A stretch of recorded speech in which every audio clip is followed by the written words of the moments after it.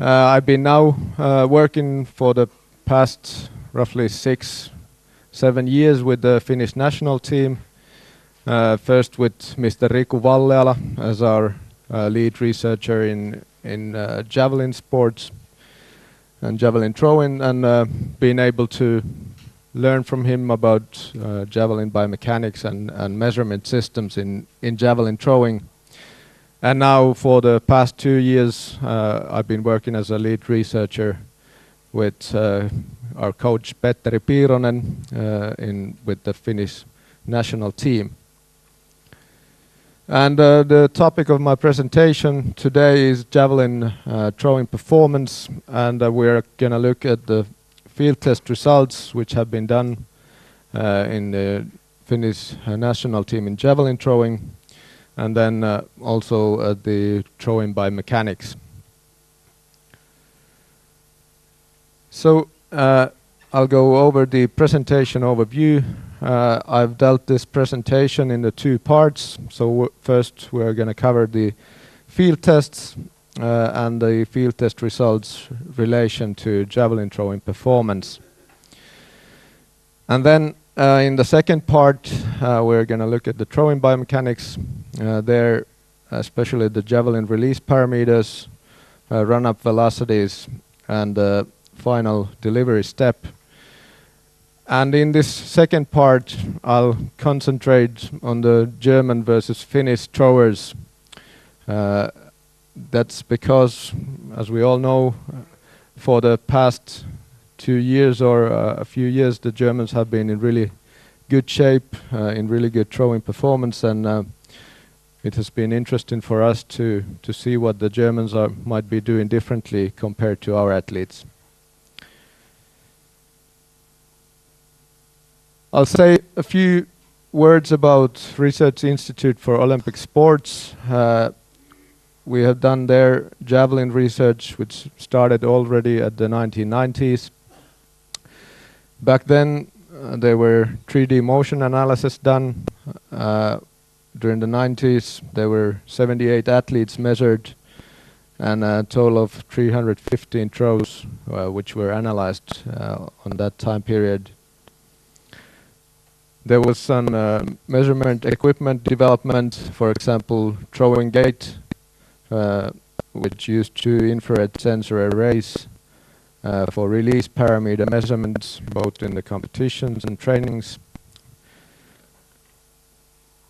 And also javelin gun, which was used to test javelin flight characteristics, different javelin models, which used a pneumatic launch, and with the gun you could set a desired release speed and angle of release that you wanted, and then could compare different javelin models. If we look at the javelin research done on the 21st century, between the years 2004 and 2018, we've mainly concentrated still on the 3D motion analysis from the throws. From this time period we got 109 throwers and over 1,200 throws measured. And out of these throws, over 300 are measured in the competition situations, and then over 900 in the testing situations. We've used force plate measurements for the support or brace leg force analysis, but this has been only done in the training situations and hasn't been utilized that often. We've also had some experiment with pressure insoles, measuring the force production throughout the whole throw execution.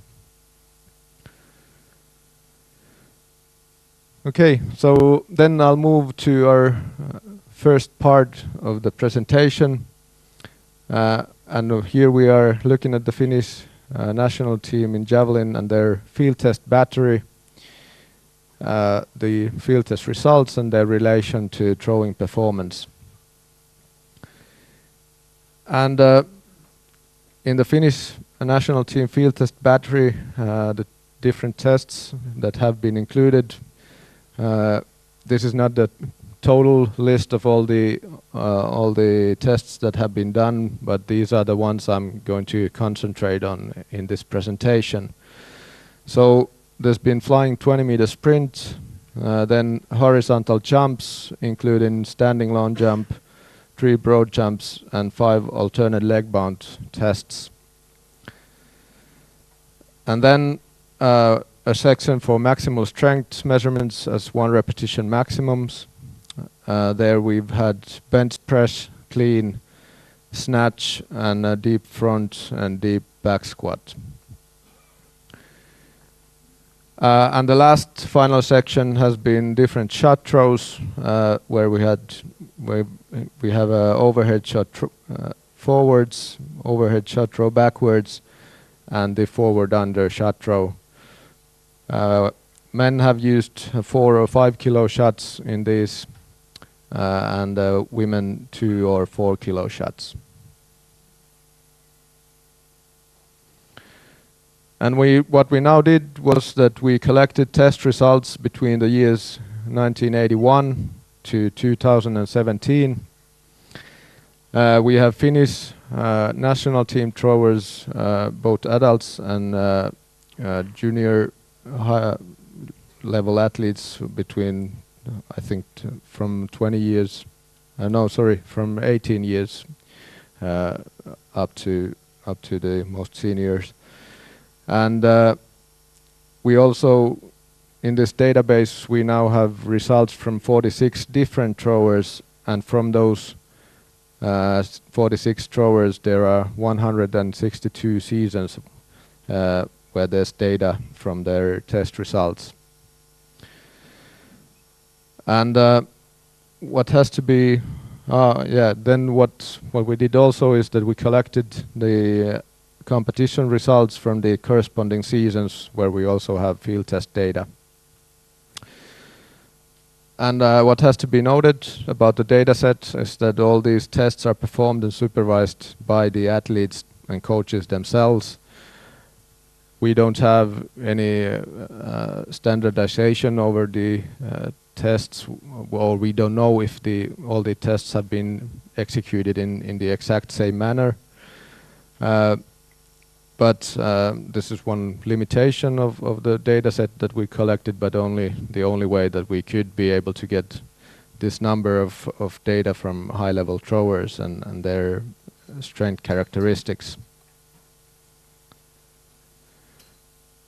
And what we then did with the data that we collected statistics-wise, we asked the question, do the field test results differ between different throwing performance groups if we base the groups on their season best result?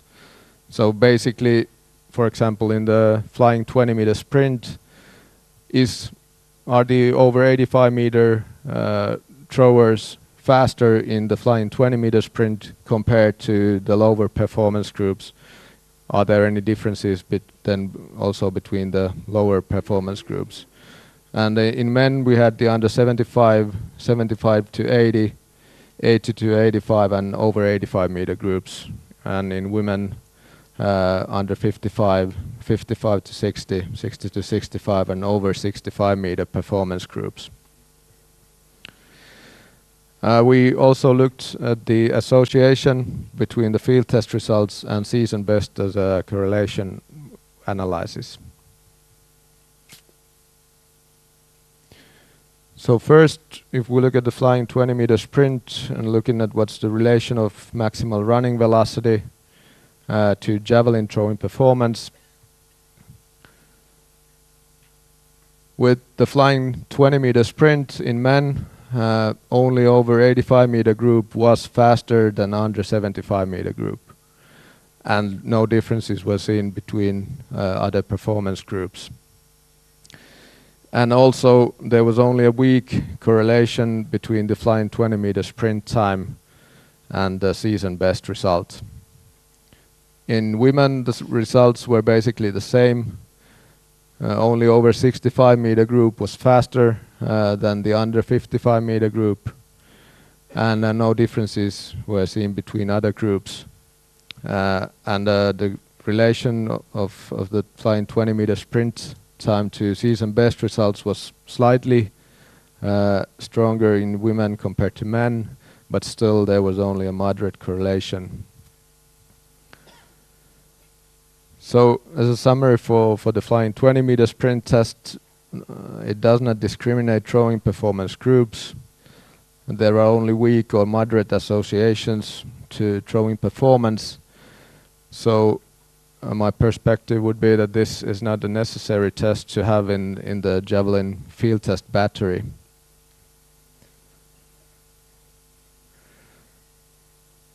Then if we move on to horizontal jumps and the relation of lower leg explosive strength to javelin throwing performance,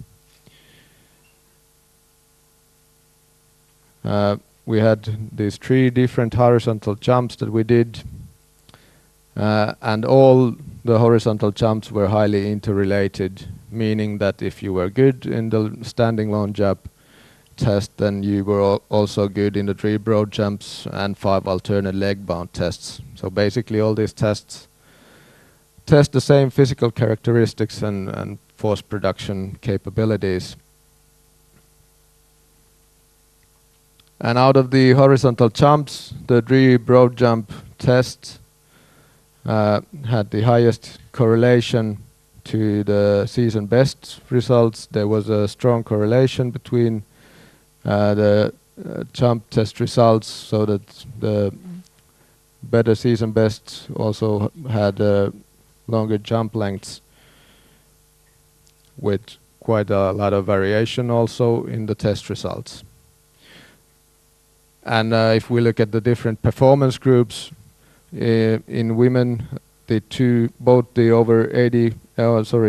over 60 meter groups jumped longer than both the under 60 meter groups, but there were no differences between the over 65 and 60 to 65 meter groups, or between 55 to 60 and under 55 meters. And in men, the over 85 meter group jumped longer than the under the 85 meter groups. So then, as a summary for the horizontal jump tests, only 1 horizontal jump test would be required from my perspective, and 3 broad jumps with the strongest relation to season best would be recommended out of these horizontal jump tests that have been performed. And then we move on to maximal strength tests, and the relation of maximal strength measured as 1 repetition maximum, the relation of maximal strength to javelin throwing performance. And in men, we could see that better test results were seen in throwers with longer season best. So that, for example, here in snatch, the over 85 meter group had a mean 1 repetition maximum of 120 kilos, which as a group it was bigger than the lower performance groups of 80 to 85 or even lower. And there were differences between each of these performance groups. And if we look at the association between the different test results and the throwing performance and season best, this could be seen in all the maximum force tests, that there were strong associations to the season best result. But then if we look at only the over 85 meter group and their test results, we can see that there's quite a high variation in the test results. That's one part, that from 95 to almost 155 kilos. And we also see that there's no more a relation between the maximal strength test results and the throwing performance when looking at this highest performance group, meaning that the additional maximal strength does not anymore transfer to throwing performance. The same results were seen in all. This is the example from the snatch, but the same was true for all of these maximal strength tests.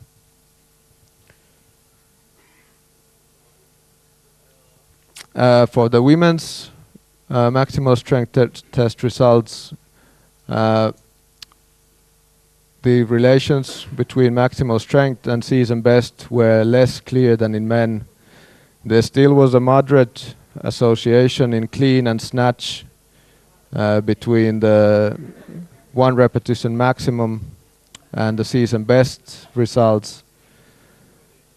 But if we look at the group differences for women, only under 55 meter group over here was lower in their snatch performance compared to these 3 higher performance groups. But in here with the 3 higher performance groups, no differences were seen in the maximum 1 repetition maximum results in any of the movements. So for the maximal strength tests, with men there were clear relations between the test results and the season best, but as I said, no relation in over the 85 meter group. And I wonder if this could suggest for some kind of an upper limit for the required maximal strength in javelin throwing, which after that, those maximal strength reserves, the added maximal strength is no longer can be utilized or of use in javelin throwing. And in women, there were only these moderate correlations between the test results and season best. And here I don't have a clear explanation or answer why this difference would be between men and women. Is it related to the different mass of the javelin in women's and men's javelin throwing? I don't know, at least I wouldn't think that it's the only explanation for the difference.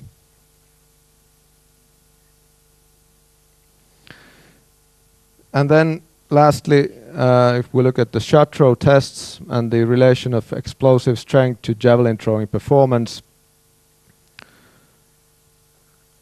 with the shot throws we had overhead forwards, and then the overhead backwards, and the forward under shot throws. And here we had clear results that the longer shot throws were seen in athletes with better season best results. And the test results in, for example, overhead backwards with 5 kilos. The over 85 meter group had a mean value of 22 meters, and all the other performance groups were worse in these tests, and there was also differences between each of these performance groups, between all different groups, and also there were very strong correlations between the shot throw results and the season best results. But with the shot throws, here we could also see a moderate correlation to season best also in the over 85 meter group, meaning that even in the best performance groups, increases in shot throw lengths and test results also were moderately associated to improvements in season best results. And then for women, also here the results were fairly similar. Longer shot throws were seen in athletes with better season best results. here over 65 meter group had a mean of 17 meters in the overhead backwards throw with 4 kilo shot. Here these two performance groups didn't differ from each other. These two differed and these two differed in their performances in the tests. And also the overhead forwards here. Here's the results for overhead forwards with 2 kilo shot. There were very strong to strong associations between the test results and the season best results.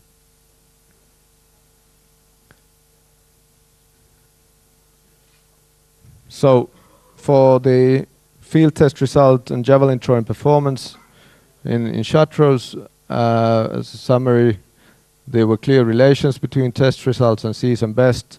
And here, unlike in the maximal force or maximal strength tests, there was now upper limit for shot throw results, so meaning that longer shot throws were related to better season best also in the over 85 meter groups.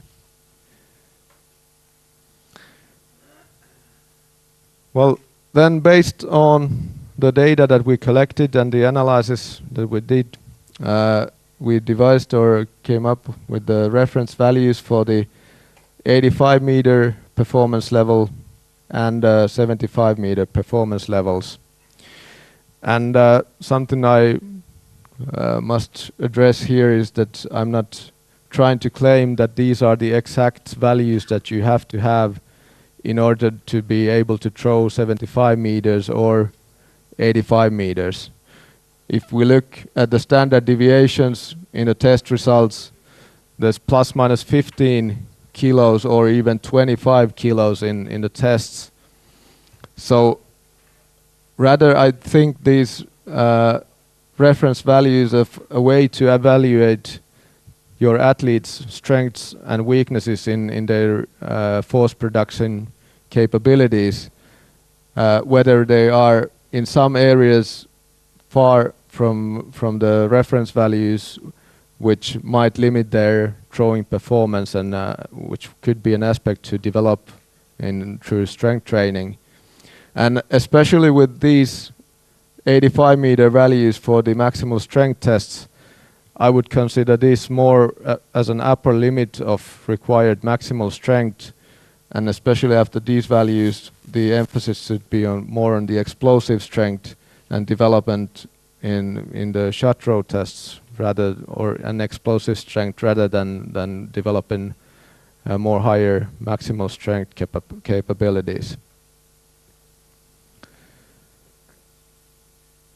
And here are the same reference values for women's tests. I've added here also the maximal strength test results, even though it has to be noted that we didn't see any relation to the throwing performance, but I still think there could be some value for the coaches and athletes in knowing the reference values, what have been achieved by the 65 meter throwers or 55 meter throwers.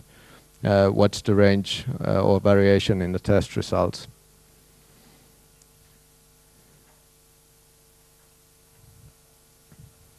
So if we look at the summary for the whole field test battery results, the field tests can be used in assessing sport-specific strength characteristics, and these are related to javelin throwing performance. And what the results showed is that the maximal strength is an important component in javelin throwing performance, but excessive maximal strength does not anymore contribute to longer throws. And in this case, the explosive strength capabilities should be the priority.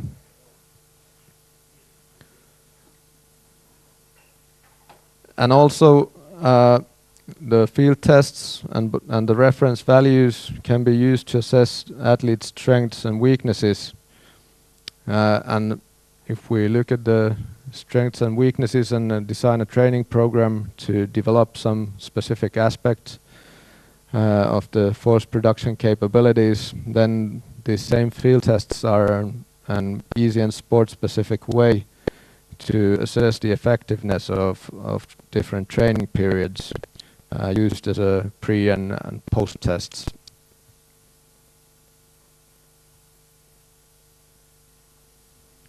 Okay, does anyone have any?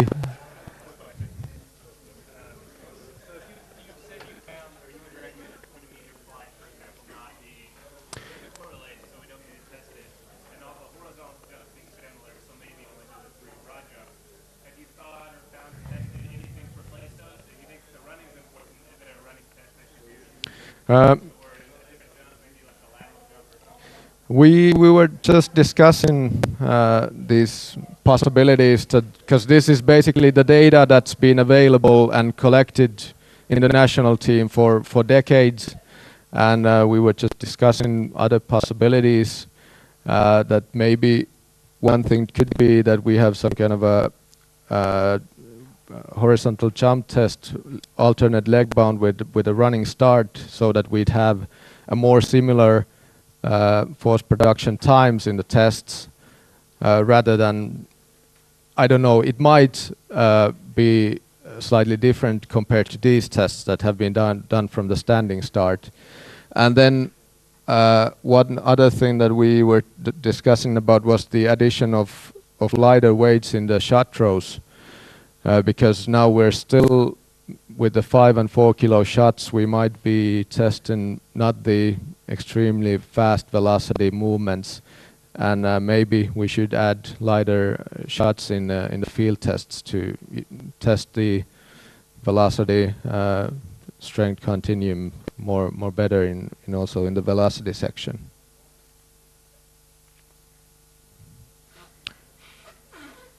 Okay, so we'll then move on to part 2 and throwing biomechanics. And here with the special team of Finland versus Germany, here are a few throws from a competition we measured in Turku, with 2 of our Finnish athletes throwing, and a few of the German team athletes throwing in the same competition. Here's Thomas Röhler with a 91 meter result over there. And as I said, it was it's been interesting for us, because we on the 2 or 3 last years seen a sharp rise in the sort of Germany team's throwing performance. So it's been interesting for us to look at some of the differences that we can see between Finnish and German athletes. So what we are doing in the competitions and also in the training situations is 3D motion analysis. We're using Simo Motion software. We have 2 high-speed cameras with 200 frames per second. We do both competition and training situation measurements. And in the training situations, we provide fast feedback for the athletes about the release parameters. In the training situation, it's a little easier to measure these automatically with reflective markers, and we can provide the Javelin release parameters within 2 to 3 minutes after the throw, so that the athletes will be able to use the information during the training session. For the competition situations, it's slightly more difficult. We can't attach anything to the javelins. It's a lot of manual work to get the results from the measurements. So there we do full body motion analysis, and we'll then be able to provide the feedback a few days after the competition. This last summer, we tried or delivered some of the release parameters from specific throws that we manually digitized the throw performance from a few athletes, and were able to measure 2 to 4 throws in the competition, but takes longer time to deliver that feedback than in the competition situation. So First, we're going to look at the Javelin release parameters. Here, release velocity, release angle, angle of attack, and angle of side slip.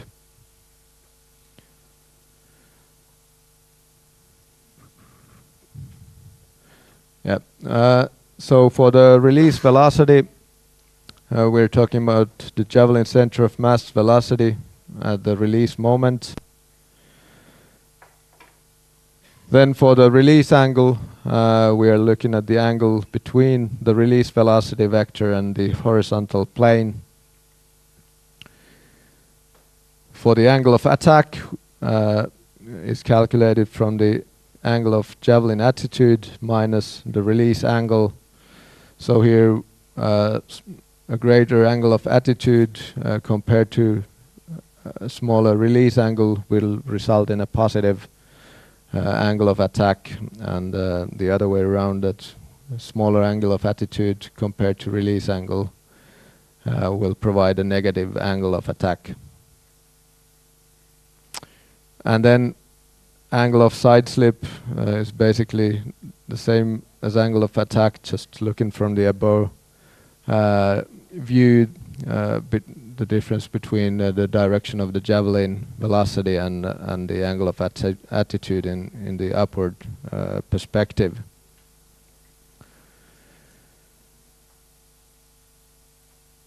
And when we talk about Javelin release parameters, it's often noted that the release velocity is the most important component related to throwing performance.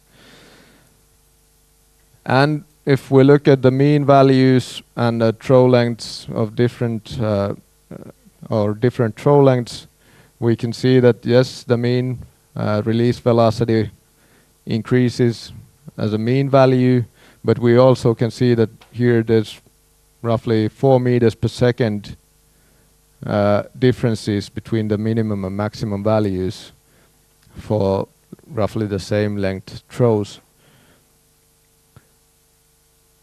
And now if I come to the Finnish versus German athletes, from the competitions under the last few years, if we look at these are the throw lengths from the analyzed throws. It's not all the throws that have been done in the competitions, but for the German throwers, for the analyzed throws, there is the mean of 87.9 meters in those competitions, and for the Finnish athletes, best Finnish athletes in the same competitions, we get 80.8 meters.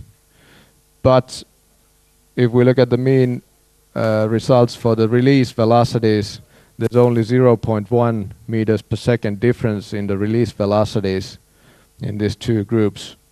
Maximum, minimum values, small differences, but not anything too big. But then if we look at what's different between these same throws, for the Germans we have a release angle of 37 degrees, for the Finnish 34 degrees as a mean release angle. And I think this is what the Germans were talking about, hitting the soul of the Javelin, is that if we look at the angle of attack for these analyzed throws, there's a mean of 0 compared to Finnish athletes throwing at a mean of 4 degrees angle of attack. Slightly also smaller angles of side slip compared to the Finnish athletes.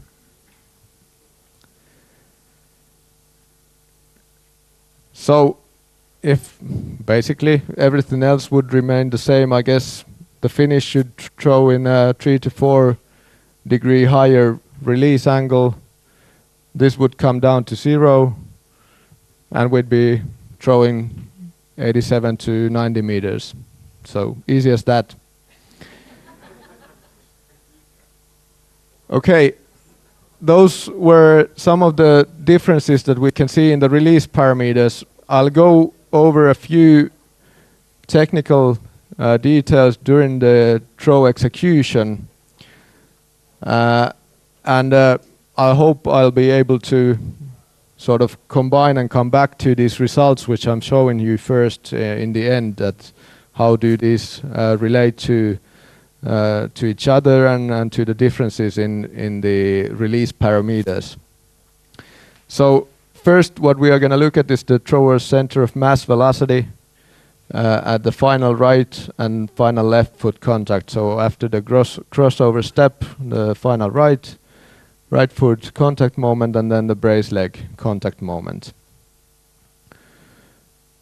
So for this velocity at the right foot touchdown moment, first we have here the length of the throw, and then here on the lighter blue, I guess, are the center of mass velocities and the mean values for the center of mass at this point. Here in the upper part of the figure, the German throwers have slightly higher center of mass velocities. They are not much greater than the two best Finnish athletes, but then there's definitely a difference to the national level Finnish throwers.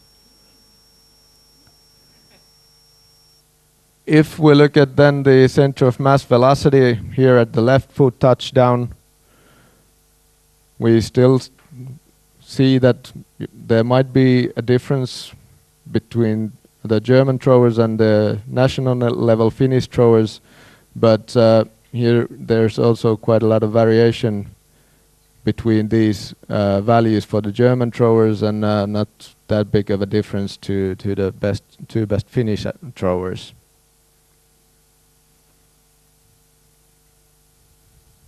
And I'll come back to this, why I showed you this velocity values.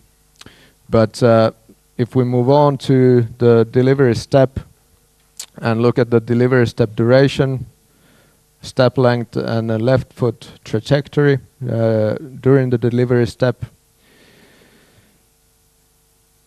here we can see clearer differences. There are a few exceptions from the Finnish throwers with a lot lower approach or run-up velocities, but compared to most of the Finnish throwers, the German throwers have a lot longer delivery step duration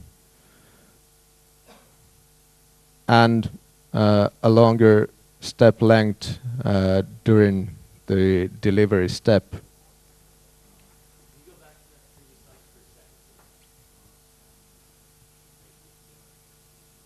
I think this will be downloadable after the presentation, so it's okay. And then if we look at the left foot trajectory from some of the throws, for the German throwers, they are pushing the left leg on a higher and longer trajectory before coming down to the brace leg touchdown.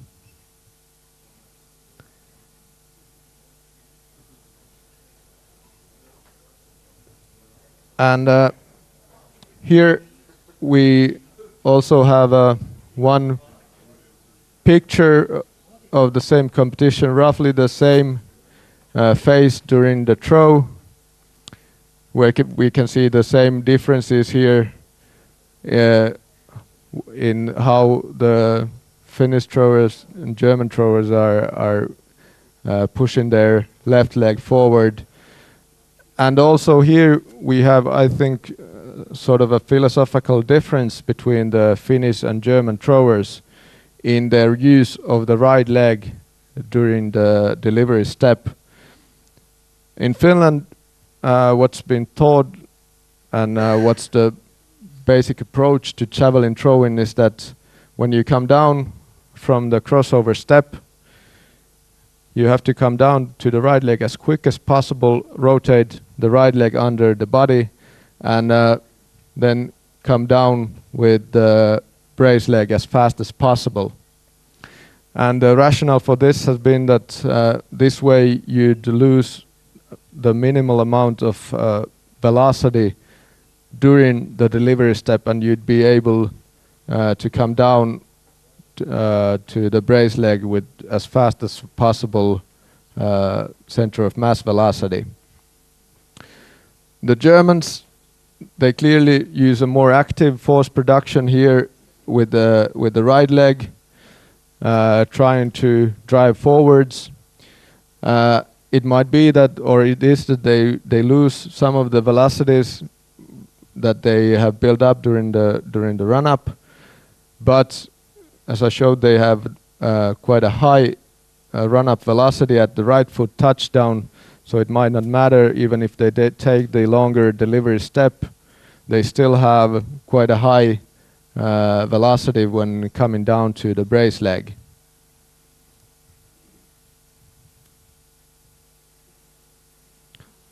So then if we speculate a bit about what could be happening because of this difference, especially what this difference in the right leg force production could mean for the pull phase, and also for the differences that we saw in the release parameters. First, this longer delivery step, it requires active right leg force production. So for the German throwers, the center of mass velocity is directed more horizontally throughout the delivery step and then at the brace leg contact. Whereas for the Finns, when they are coming down from the crossover step and just sort of transferring over the right leg as quickly as possible, they are going in a steeper angle towards the ground at the brace leg contact. And what this then could mean for the pull phase is that there's going to be a stronger vertical force impulse from the ground because of their center of mass direction at the brace leg contact, which possibly could make the pull trajectory more, or a straight constant pull trajectory more difficult to achieve. And I'll try to illustrate this point with a video example. Here we see two Finnish throwers coming down from the crossover step. Here a German thrower coming down from the crossover step and into the brace leg contact moment. And what we are seeing under the video views is the pull direction throughout the pull phase here, and then this might be a bit hard to see, but there's a line, really bad coloring, but the moment of release in each picture. And what can we see with the two Finnish athletes is a fairly similar pattern, where at first when they come down on the brace leg, there's quite a rapid increase in the pull direction, which overshoots in the early and middle phases. During the pull phase, there's the angle is 44 and 42 for the Finnish throwers, and then for Thomas Röhler at this roughly same point throughout the throw, only 34 degrees as a pull direction. So if there is this stronger vertical impulse because of the right leg action, it could be that the vertical force impulse causes this rapid increase in the pull direction, which can't be maintained throughout the whole pull phase. And then what can be seen in the ending phase of the pull, that the direction comes down quite a bit. For the German thrower, he's more gradual and more stable in the increase of the pull direction, reaching a maximum height here and keeping roughly the same direction throughout the rest of the pull. So I think there could be two different things that then affect or are affecting the throw lengths. Firstly, you decline with the declining of the release angle, which obviously then decreases the throw distance, but also since the forces are produced in a way that you first have this high acceleration upwards and then coming down slightly more or unable to keep the same level,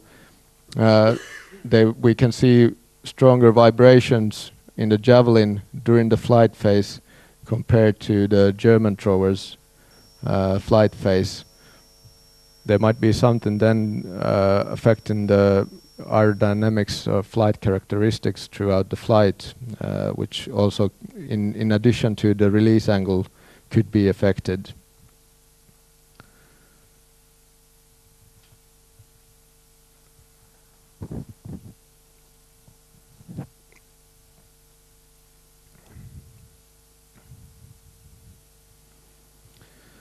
So, my summary for the German throwing style would be that they use this high approach velocity, which in my opinion would be a prerequisite for a long delivery step and using this style of throwing, because I think with the low approach velocity you wouldn't be able to hit the ground and the brace leg with high enough center of mass velocity if you have had initially not the great velocity and then use this longer step length and duration.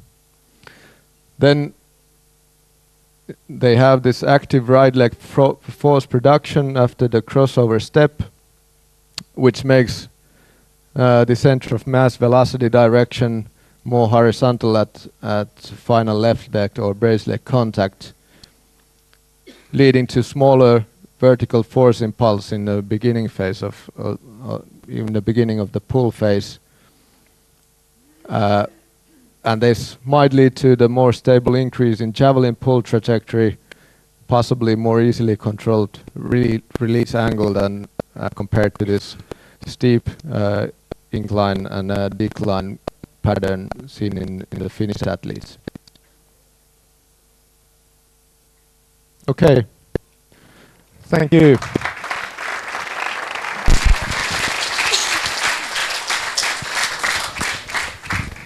Thank you, Simo. Any questions for Simo regarding the testing or the biomechanics? Or comments?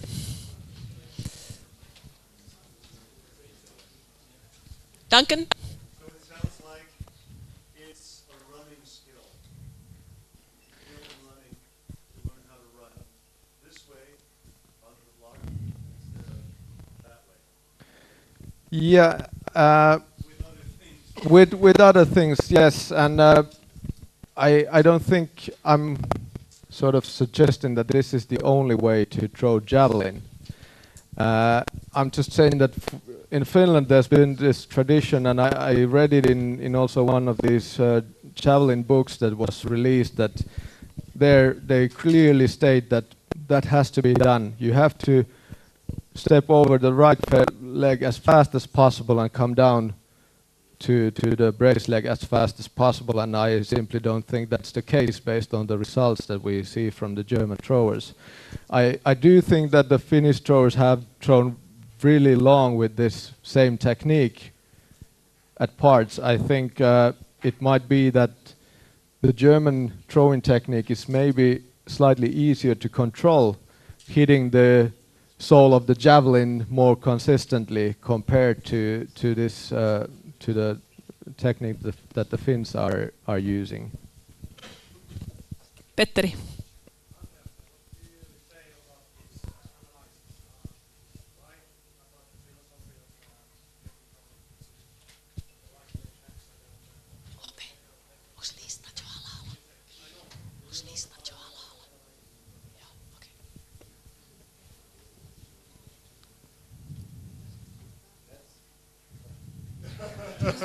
Okay, thank you.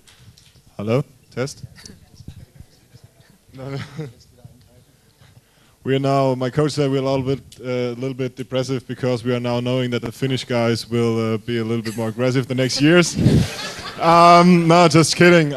Yeah, you're totally right. And I think with with the last step, like I said in my presentation, the demo, that we are looking for to have a longer last step.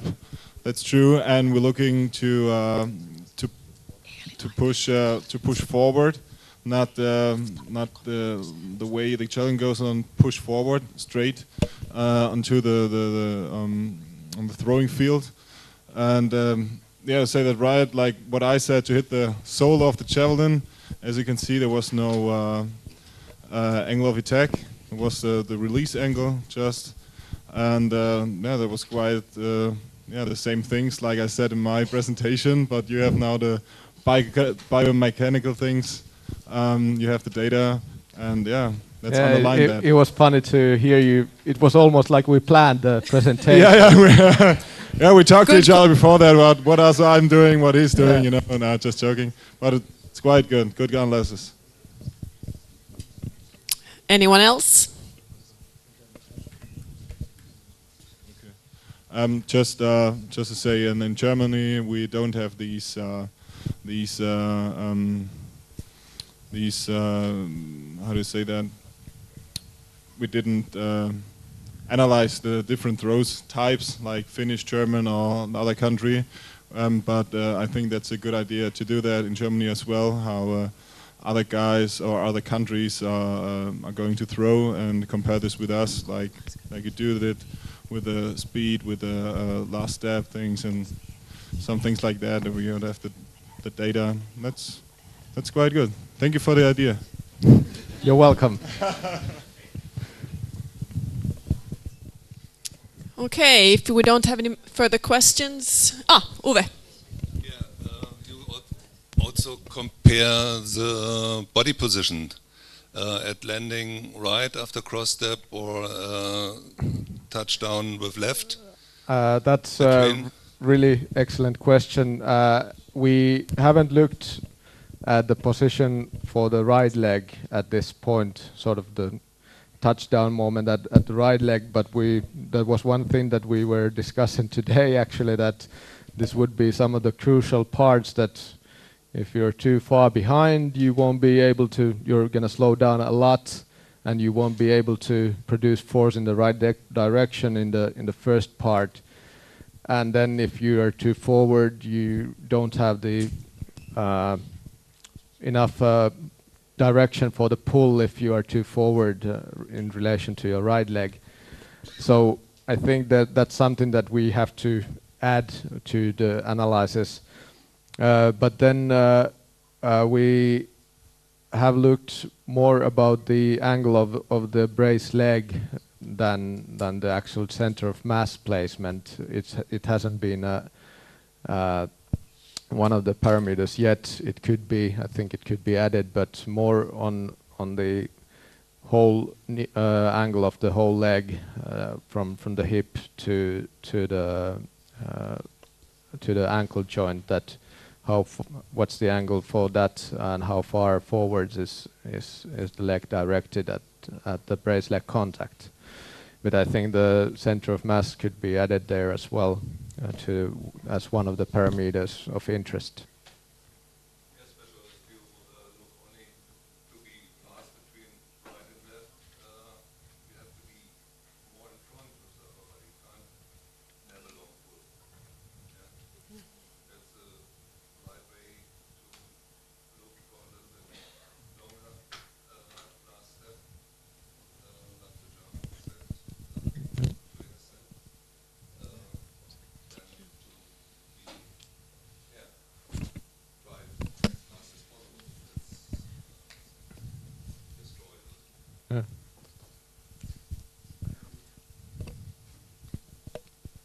Yeah, interesting thoughts.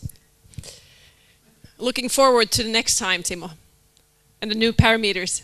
Okay. Happy if I'm invited back. Yeah, yes, I think you will be back. Ope has a small present for you. Kiitos.